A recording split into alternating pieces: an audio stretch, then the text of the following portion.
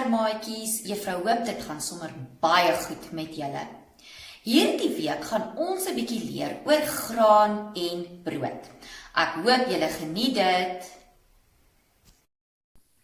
Maatjies, wat is graan?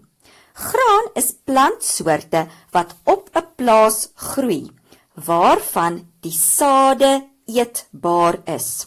Ons kry baie soorte, soos byvoorbeeld koring. Kan julle die koringkorrel sien?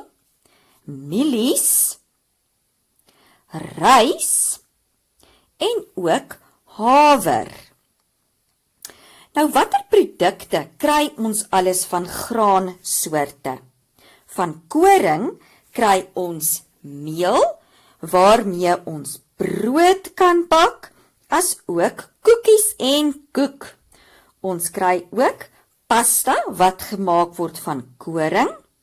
Soutkoekies word van koring gemaak.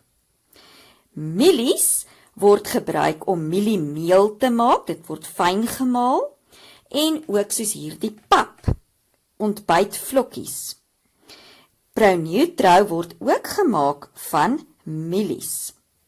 Natuurlik julle gunsteling springmielies van mieliepitte.